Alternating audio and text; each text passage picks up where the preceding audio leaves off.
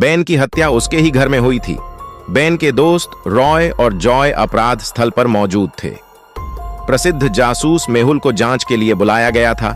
जांच के दौरान निम्नलिखित जानकारी एकत्र की गई थी। रॉय के पास एक पीली कार थी, जॉय के पास एक लाल कार थी और बेन की हत्या कर दी गई थी। एक काली कार थी जिसे एक हफ्ते के लिए उसकी जगह पर पार्क किया गया था। पूछताछ के दौरान रॉय ने कहा, मैं आज सुबह जल्दी ही अपनी कार में आया। जब मैं आया तो जॉय की कार पहले से ही वहां खड़ी थी।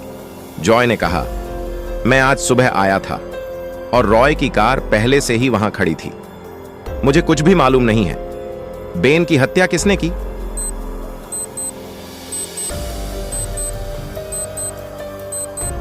रॉय जॉय से पहले आया था।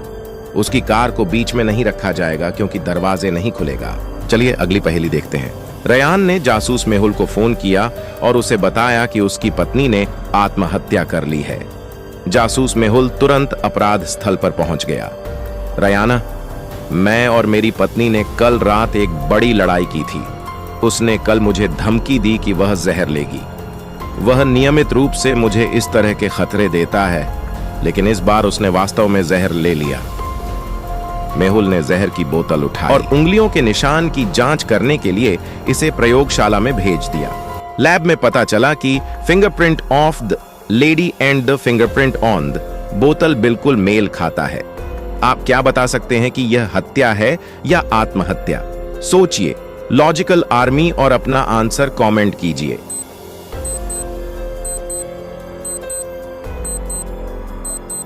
यह एक हत्या है। बोतल पर उंगलियों के निशान हैं, लेकिन ढक्कन पर कोई प्रिंट नहीं है। कैसे वह ढक्कन पर उंगलियों के निशान के बिना बोतल को खोल और बंद कर सकती है? उसके पति ने प्रिंट को अपना रखा, लेकिन ढक्कन पर प्रिंट डालना भूल गया। उसी ने अपनी पत्नी को मार डाला। चलिए अगली पहेली देखते हैं। सीमा खरीदारी कर रही थी जब कोई पीछे से आया और उसे धक्का दिया। उसने अपना बैग पकड़ लिया और भाग गया। सीमा चिल्लाने लगी। जासूस मेहुल उस समय वहीं पर थे और सामंथा की आवाज सुनने पर उन्होंने चोर का पीछा किया। मेहुल ने चोर को एक कैफे में ले लिया। कैफे में प्रवेश करने पर मेहुल ने फर्श पर सीमा का बैग पाया। कैफे में 4 लोग थे। क्या आप इन 4 लोगों को देखते हुए अनुमान लगा सकते हैं कि चोर कौन है?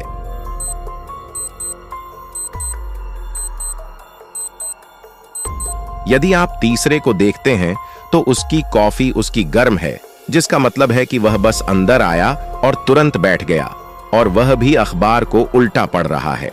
इसका मतलब तीसरे व्यक्ति के सीमा का बैग चुराया था। चलिए अगली पहेली देखते हैं। एक पिशाच एक गुफा में फंस गया था। 3 दरवाजे थे जिनसे वह बच सकता था। पहले दरवाजे में इसके अंदर मोशन सेंसर हैं। गति का थोड़ा सा सेंसर को ट्रिगर करेगा और एक आग पैदा करेगा जो पिशाच को मार देगा। दूसरे दरवाजे में साउंड सेंसर हैं।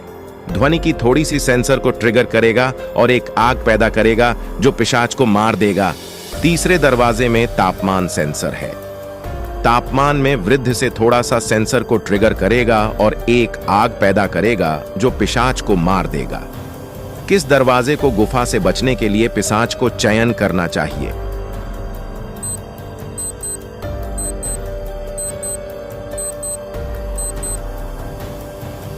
पेशाब ठंडे खून से सने होते हैं।